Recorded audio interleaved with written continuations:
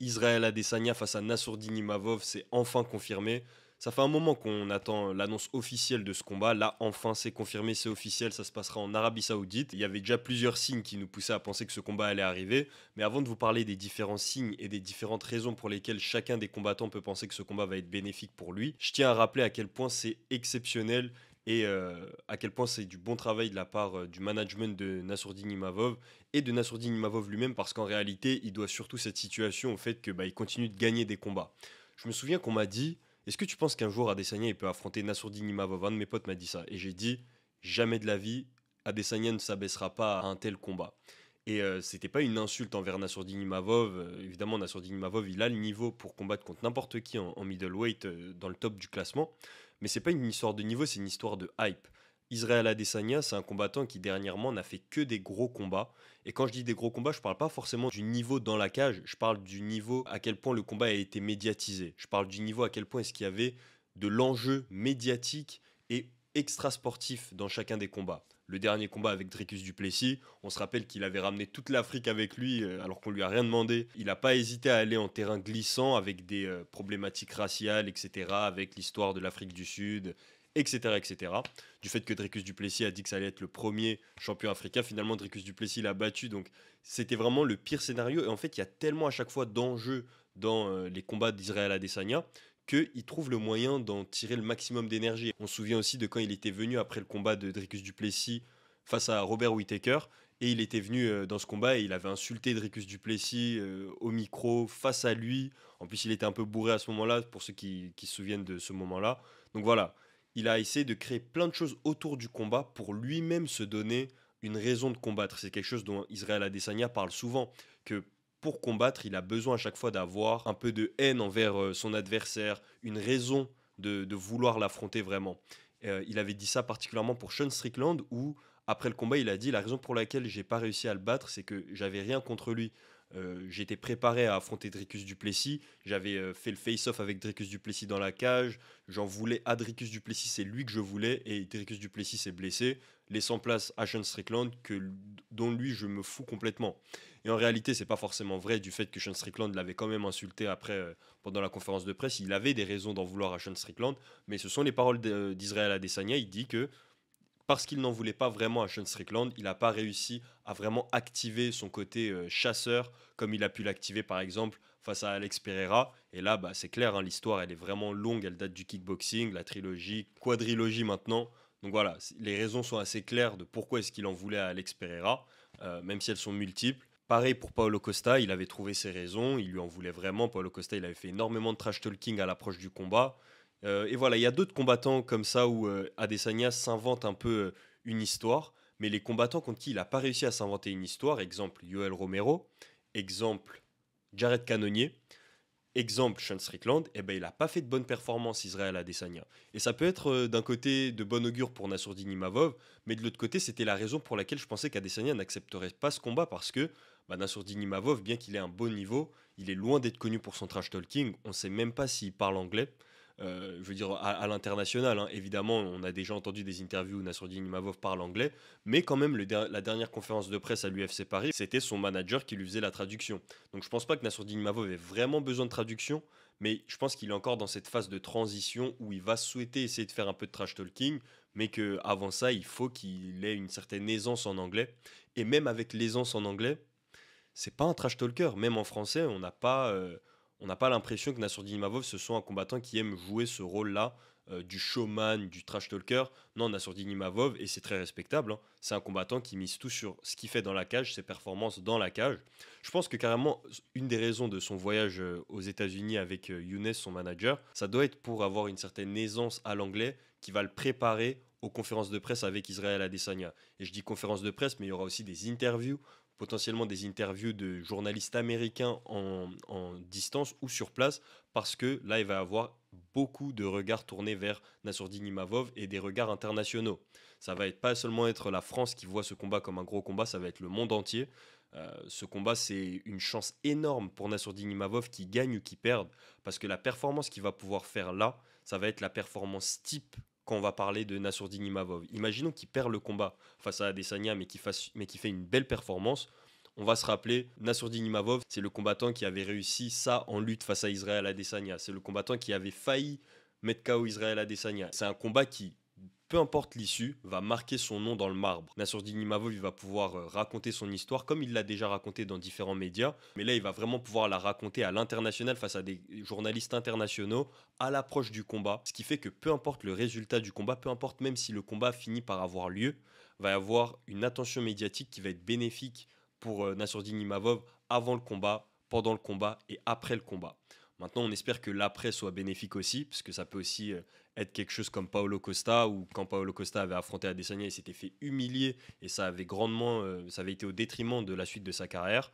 Nassourdine Imavov, de toute manière, ne peut pas tomber de haut médiatiquement, vu que médiatiquement, il n'a pas encore de présence. Et là, c'est son occasion de se créer une présence médiatique. Là où c'est surprenant, c'est le choix d'Adesanya. Et il a peut-être ses raisons, hein. Peut-être qu'il pense que c'est un combat facile, mais ça, on va y revenir. Adesanya, on est d'accord qu'aujourd'hui, il a plus grand-chose à prouver. S'il arrêtait sa carrière maintenant, on pourrait déjà dire qu'il a une très très belle carrière. Moi, le premier, malgré les critiques que vous avez pu m'entendre faire sur lui, que ce soit sur ma page ou ici sur Karate Bushido, mais il a une carrière extrêmement respectable. Du coup, on peut imaginer qu'il ne va chercher que les gros combats, soit des money fights, soit des combats pour le titre. Ça fait, je crois, 12 combats que Israël Adesanya combat que pour le titre. Alors, j'avais dit que je vérifierais mes recherches en direct maintenant, que ça ne me dérangerait pas de faire ça, donc on va vérifier ça. 7, 8, 9, 10, 11, 12. Donc voilà, on a bien 12 combats pour le titre d'affilée pour Israël Adesanya, et son premier combat, qui n'est pas pour le titre, ce sera Nassourdine Imavov. Donc c'est quand même assez surprenant. Je pense que quand on est au stade d'Israël Adesanya, surtout à l'âge auquel il est, je crois qu'il a 36 ans. Comme d'hab, on vérifie. 35, ok. Donc il a 35 ans. Il faut savoir qu'Israël Adesanya, il avait dit qu'il arrêterait sa carrière vers 36-37 ans. Après son combat face à Sean Strickland, il disait qu'il allait vraiment mettre une vraie pause à sa carrière. Là, il a dit récemment, oui, c'est vrai, j'avais annoncé que je terminerais ma carrière à 36 ans. Mais là, j'ai 36 ans et je me sens plutôt bien, donc je me vois continuer. Donc sachant qu'il est sur la fin de sa carrière, il devrait justement, logiquement, chercher à faire que des combats vraiment décisifs. Pas un combat face à Nassourdine Imavov. Encore une fois, c'est pas du tout un tir envers Nassourdine Imavov. Je dis juste que du point de vue de la perspective d'Israël Adesanya et même du monde des fans, bah, c'est pas un combat qui semblera vraiment décisif. Pour Adesanya, ce sera juste un combat un peu tremplin, un peu un combat pour rebondir. Un peu de la même manière que Dustin Poirier a pris le combat face à Benoît Saint-Denis, assez paradoxalement, enfin assez ironiquement. Il a pris le combat face à Benoît Saint-Denis pour pouvoir revenir dans l'esprit des fans, j'allais dire du peuple. Et ensuite, il a eu son combat pour le titre face à Islam Makhachev. Je parle de Dustin Poirier. Là, Israël Adesanya, c'est à peu près la même chose qu'il souhaite faire. Faire un combat face à un contender qui est vraiment dangereux, montrer que sa place c'est vraiment au top du classement et qu'il ne peut que combattre pour le titre, justifier le fait qu'il ne combat que pour le titre depuis 12 combats, et ensuite vraiment recombattre pour le titre pour finir sa carrière de la meilleure des manières. Là, si il se retrouve à perdre face à Nassourdine Imavov, ou encore qui se retrouve à se blesser dans ce combat, ou encore qui se retrouve à se blesser pendant un training camp pour le combat de Nassourdine Imavov, on pourrait trouver ça assez bête en rétrospective en regardant sa carrière. Sur quoi il a fini? Il a fini avec un combat face à un random de la division. Encore une fois, Nassourdine n'est pas un random de la division, je parle de la perspective des fans à l'international. Maintenant, évidemment, pour nous, c'est une nouvelle extraordinaire. À la base, je rappelle que ce qu'on voulait, c'était un UFC Paris avec Nassourdine Imavov qui affronte Sean Strickland, ça aurait déjà été ouf. Finalement, on voulait un UFC, peu importe que ce soit à Paris ou pas, entre Nassourdine Imavov et Sean Strickland pour la revanche. Et là, on obtient Nassourdine Imavov face à Israël Adesanya. J'ai moi-même encore du mal à y croire, tellement c'est exceptionnel. Maintenant, au niveau du combat, parce que le combat, on l'a obtenu, c'est très bien, mais maintenant, au niveau de ce qui va se passer dans la cage, rien n'est gagné, au contraire. Nassourdine Imavov, c'est un striker. Il nous a longtemps vendu le fait qu'il sait lutter, que à l'entraînement, il montre des choses exceptionnelles en lutte. On sait qu'il s'est entraîné avec Cyril Gane, qui est un poids lourd à une époque pour la lutte. Donc, on a eu tous les oui-dire. On connaît cette rumeur comme quoi Nassourdine Imavov est un monstre en lutte. Il a pu montrer quelques petites choses face à Brendan Allen, mais quand même, au premier round, il n'a pas réussi à imposer sa lutte. Il n'a pas réussi à s'imposer tout court. Après, il a rattrapé, mais finalement, la manière dont il s'est rattrapé, c'est par sa défense. Oui, Brendan Allen, qui est un excellent grappleur, n'a pas réussi à imposer son grappling sur Nassourdine Imavov, et c'est louable pour Nassourdine Imavov. Nassourdine Imavov a même dominé les échanges en grappling dans la suite du combat, donc on peut dire que Nassourdine Imavov est meilleur en grappling que Brendan Allen, en tout cas en ayant vu ce combat. Ok, en tout cas en ayant vu ce combat, mais on peut pas vraiment dire qu'il y ait une lutte offensive de Nassourdine Imavov qui soit efficace. Pour l'instant, on ne l'a jamais vu. On n'a jamais vu Nassourdine Imavov proposer, menacer avec sa lutte. Nassourdine Imavov, c'est un pur striker. Les combattants qui ont affronté Nassourdine Imavov n'ont que eu à s'inquiéter de son striking. En tout cas, dernièrement, puisque oui, effectivement, je repense au combat qui avait vraiment mis la lumière sur Nassourdine Imavov un peu à l'international. C'était quand il avait battu Edmen Shabazian. Edmen Shabazian, tout le monde parlait de lui comme une future superstar américaine, voilà. Et Nassourdine avait vraiment tué sa hype avec un crucifix et des coups de coude. Et là, vraiment, on avait pu voir que, ok, Nassourdine Imavov, c'est un de ces combattants complets qui peut vraiment poser des problèmes au sol comme debout. Là, face à Israël Adesanya, on peut se dire, ok, c'est le moment de ressortir sa lutte offensive. Bah, pour moi, c'est même pas logique de dire ça parce que s'il y a un moment où tu veux ressortir ta lutte offensive et donc la tester en quelque sorte, c'est sûrement pas face à Israël Adesanya qui est un excellent striker et qui, comme toi, donc comme Nassourdine Imavov, est un excellent défenseur de lutte. Même des spécialistes de la lutte, des spécialistes du grappling n'ont pas réussi à emmener Israël Adesanya au sol. Vous dire que Nassourdine Imavov va réussir à battre Adesanya parce qu'il va mixer son striking avec sa lutte, ce serait comme vous dire que Israël Adesanya, ok, ce serait comme vous dire qu'Israël Adesanya va battre Nassourdine Imavov parce qu'il va mixer sa lutte et son striking. C'est pas sa spécialité. Vous imaginez à quel point ce serait dépaysant pour un striker comme Nassourdine Imavov d'essayer de faire un nouveau style face à un autre striker qui sait exactement défendre ce style en question. Le pire, c'est que l'exemple qu'on a de deux strikers qui se sont affrontés où un des deux strikers a essayé de mixer son striking avec sa lutte, c'est justement Israël Adesanya quand il a affronté Alex Pereira pour la première fois. Rappelez-vous, il avait quand même réussi à emmener Alex Pereira au sol, mais ça avait grandement affecté son endurance musculaire parce que ses muscles sont pas habitués à faire du grappling puis à avoir à enchaîner avec du striking, en tout cas pas du grappling offensif. Lui-même s'est mis dans la difficulté avec ses phases de grappling contre Alex Pereira. Et ensuite, on sait comment ça a terminé pour Adesanya. Ça avait mal terminé ce premier combat. Face à Dricus du Plessis, pareil. Les échanges en grappling, ça avait fortement épuisé Israël Adesanya. Du coup, il se retrouve à devoir de nouveau échanger en striking. Et c'est plus pareil. C'est plus pareil parce que son corps est habitué à avoir de l'endurance dans les échanges en striking et non pas dans les échanges en grappling. Ici, si Nassourdine Imavov rentre en terrain inconnu face à un combattant aussi dangereux qu'Israël Adesanya, franchement, je donne pas cher de sa peau. Maintenant, Israël Adesanya, il a des vices, il a des défauts qui peuvent vraiment aller en faveur de Nassourdine Imavov, notamment le fait que Israël Adesanya, c'est quelqu'un qui sous-estime ses adversaires. Face à Jared Cannonier, il l'a sous-estimé, ça a failli lui coûter cher. Face à Yoel Romero, il l'avait sous-estimé, c'était le pire combat, la pire performance. Face à Robert Whittaker, le deuxième combat, il l'avait potentiellement perdu parce qu'il avait sous-estimé Robert Whittaker, qui est d'ailleurs un autre striker. Donc Adesanya, pareil, Sean Strickland, il a failli se faire mettre KO. Adesanya parce qu'il avait sous-estimé à l'approche du combat. En fait, c'est comme s'il pensait que son aura allait suffire à les battre. Et le pire, c'est que parfois ça suffit. Parfois, ces combattants qui sont des stars, comme Conor McGregor face à José Aldo, leur aura est tellement puissante que leur adversaire se réduit et du coup n'arrive pas à combattre à la hauteur de sa capacité. Ça devient une star face à un combattant qui est intimidé. Et Adesanya, il combat extrêmement bien quand il est dans ces conditions-là. Mais croyez-moi que Nassourdine Imavov, il va lui donner aucun respect. Il va pas du tout être intimidé face à Israël Adesanya. Et donc, c'est un des scénarios où je vois bien Nassourdine Imavov l'emporter. Ce serait qu'il se passe à peu près la même chose qui s'était passé face à Sean Strickland, où sur un coup, Adesanya peut tomber. Adesanya, que ce soit face à Kelvin Gastelum, face à Alex Pereira ou dernièrement face à Dricus du Plessis, ou même face à Sean Strickland que je viens de citer, bah, il a montré que son menton est fragile. Il n'a pas le menton le plus fragile, il a quand même un bon menton à Adesanya, mais il est prenable. Et s'il y a une personne qui peut bien trouver ce menton, c'est Nassourdine Imavov. Donc dans un échange un peu hasardeux, et Dieu sait que Israël Adesanya aime rentrer dans des échanges hasardeux, même face à Nassourdine Imavov, je pense que c'est vraiment ce sur quoi le Français va devoir miser. Je pense pas que Nassourdine Imavov puisse gagner à la décision face à Adesanya. J'ai vu des podcasteurs là français dire ça, qu'ils voient bien Nassourdine gagner à la décision. Je suis pas d'accord avec ça. Je pense que justement, si le combat va à la décision, ce sera en faveur d'Israël Adesanya. Il maîtrise juste trop bien ce style de combat, particulièrement en MMA. Il a vraiment parfaitement adapté son kickboxing au MMA, il l'a montré encore et encore. Il a vraiment réussi à annuler complètement les plans de Jared Cannonier qui comptait énormément sur son striking, tout comme il a réussi à annuler les plans de Yoel Romero, tout comme il a réussi à annuler les plans de tous les adversaires qu'il a affrontés, si ce n'est Alex Pereira et Dricus du Plessis. Même si Dricus du Plessis, il a réussi à annuler ses plans pendant 4 rounds, c'était magnifique ce qu'il nous faisait Adesanya. Rappelez-vous, hein, Adesanya, c'était une performance exceptionnelle qu'il nous faisait face à Dricus du Plessis avec des coups au corps, il remontait à la tête, c'était magnifique. Et il s'est fait prendre à la fin à cause d'une histoire d'endurance qui concerne plusieurs facteurs que je vais donner parce qu'ils sont intéressants même pour ce combat face à Nassourdine Imavov. Une des raisons pour lesquelles Adesanya a perdu le combat, son dernier combat face à Dricus du Plessis, c'est parce qu'il était venu trop lourd. Il avait dit, dans ce combat, je vais venir, à l'approche du combat, hein, il avait dit, je vais venir un peu plus lourd. Et effectivement, il était plus lourd, il a dit, je me sens fort. Pour Dricus du Plessis, je pense qu'il y aura beaucoup de grappling, donc j'ai décidé de prendre un peu de muscle. Et effectivement, il est venu dans la cage et il était un peu plus musclé que d'habitude, mais au bout du quatrième round, cinquième round, on voyait clairement qu'il était fatigué. C'est rare qu'on voit Adesanya aussi clairement fatigué. Et dans le combat face à Dricus du Plessis, si vous retournez le voir, vous allez voir que vraiment Adesanya était fatigué. Et c'est ce qui lui a coûté la victoire. Tout ce qu'il utilisait depuis le début du combat pour fuir les coups de Dricus du Plessis au début du combat, ça fonctionnait très très bien.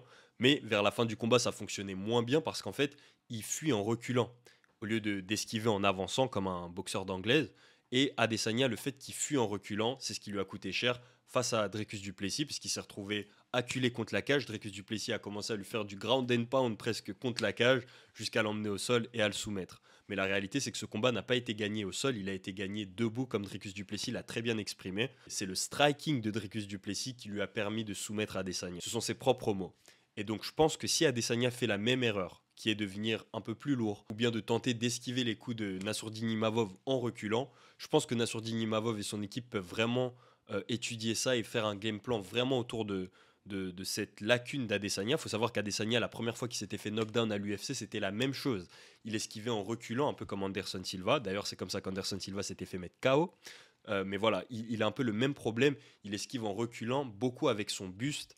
Et si Nassourdine Imavov peut capitaliser dessus, de la même manière que Dricus du Plessis a réussi à capitaliser dessus, alors il a une chance. La raison pour laquelle les combattants arrivent de mieux en mieux à capitaliser sur les lacunes d'Israël Adesanya, c'est tout simplement le même problème que tous les GOAT ont, c'est qu'ils sont trop étudiables. Maintenant, ils ont plein de combats que tout le monde étudie, que tout le monde regarde à la loupe. Pourquoi est-ce que Israël Adesanya est un aussi bon combattant? Tout le monde a fait des analyses, il y a tellement de data, il y a tellement de données sur ce qui fait bien et ce qui fait mal, que les combattants qui ont d'excellents coachs, comme ici Nicolas Hutt, qui vont vraiment établir des game plans précis, adaptés à ce combattant-là, qui vont rien laisser au hasard pour donner le maximum de chance aux combattants qui montent et qui veut faire descendre le champion, entre guillemets. Tout à l'heure, j'ai dit le problème que tous les GOAT ont, mais non, c'est le problème que tous les champions ont. Ça, c'est les raisons pour lesquelles je pense que Nassourdine Imavov a quand même une petite chance dans ce combat.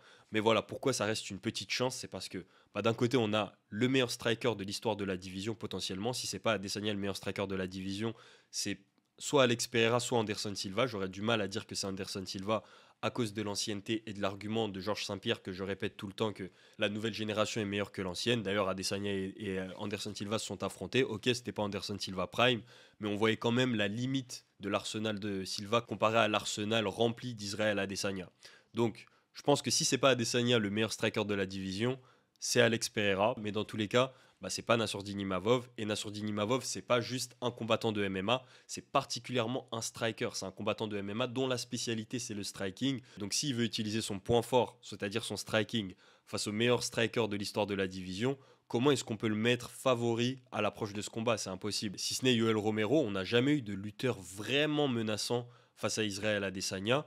On a eu Derek Bronson qui était quand même un lutteur plutôt menaçant, mais c'est de la lutte américaine. C'est pas, on n'a pas eu de Tchétchène, on n'a pas eu de Ramzat Chimaev, on n'a pas eu de Dagestanais face à Adesanya. Et là, maintenant qu'on a un franco-dagestanais face à Adesanya, en fait, c'est un striker. C'est pour ça que la chance de Nassourdine Imavov est quand même petite, selon moi, si on doit regarder de manière assez objective. J'attends de voir les cotes. Le combat est officiel, mais j'attends qu'il soit officialisé par l'UFC, par Dana White, etc. pour vraiment être rassuré de cette information, mais elle est assez sûre. Ça fait un moment que l'information circule un peu. On se souvient à l'UFC Paris que Nassourdine Imavov avait demandé à affronter Adesanya. Adesanya avait réagi à ce call-out de Nassourdine Imavov. J'en avais fait une vidéo, j'en avais fait plusieurs vidéos même.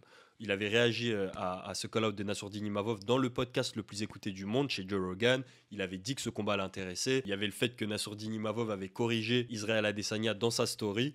C'était pas vraiment un trash talking explicite, mais c'était un petit signe. Et venant de la part d'un combattant qui ne fait jamais de trash talking, on pouvait déjà se dire que voilà, c'était un petit signe que ce combat est très probable.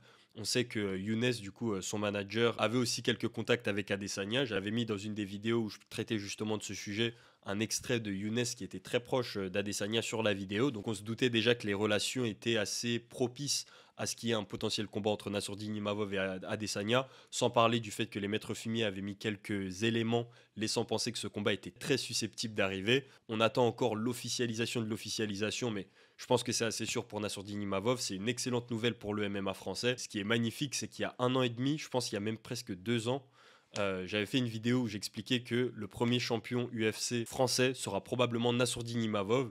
Et tout le monde me traitait de fou parce que, bah, évidemment, hein, il y avait Manon Fiorot qui était en bonne position, il y avait Benoît Saint-Denis, il y avait Cyril Gane qui était en bonne position. Nassourdine Imavov, je suis même pas sûr qu'il était dans le top 15 à ce moment-là. Je pense qu'il était dans le top 15. Je suis même pas sûr. Mais voilà, la vidéo, ça fait très longtemps. Vous pouvez la retrouver si vous rescrollez sur mon compte TikTok Absalon MMA. Et je disais que voilà, Nassourdine Imavov pourrait bien être le premier champion UFC français. Là, avec la situation entre Valentina Shevchenko et Manon Fiorot, qui est un peu stagnante, le fait que BSD stagne à la 12e place des lightweight. Pareil, Cyril Gane, sa situation est un peu stagnante. Il a déjà eu ses chances pour le titre. Il a combattu pour le titre intérimaire et 2 fois pour le titre officiel. Donc voilà, c'est difficile d'imaginer qu'il va rapidement combattre de nouveau pour le titre. Là, si Nassourdine Imavov gagne contre Israël Adesanya prochainement, bah, son combat suivant, je pense qu'il n'y a pas de question, ce sera forcément un combat pour le titre. Ce serait vraiment de la charité de la part de Nassourdine Imavov s'il acceptait d'encore combattre quelqu'un d'autre après avoir battu Israël Adesanya. Mais voilà, encore faut-il qu'il batte Israël Adesanya.